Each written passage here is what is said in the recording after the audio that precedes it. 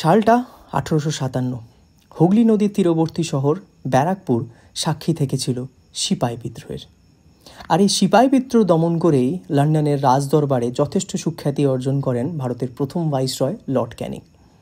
আর এই লর্ড ক্যানিংয়ের স্ত্রী ছিলেন লেডি শার্লেট ক্যানিং।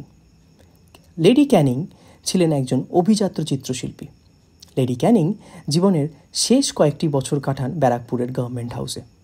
খুব সম্ভবত ম্যালেরিয়াতে লর্ড ক্যানিংয়ের কাছেই তার মৃত্যু হয়। মৃত্যুর পর তাকে ব্যারাকপুরে সমাধিস্থ করা হয়। নিজের স্ত্রীর মৃত্যুর শোক ভুলতে না পেরে লর্ড ক্যানিং মাত্র 7 মাসের মধ্যেই মারা যান। তাই তো আজও হয়তো নিজের স্ত্রীর কবরের পাশে তিনি পাহারা দিয়ে যাচ্ছেন। জনশ্রুতি রয়েছে কলকাতার বিখ্যাত ভীমচন্দ্র নাগ লেডি ক্যানিংকে উৎসর্গ করে বানান লেডি কেনি নামক মিষ্টি।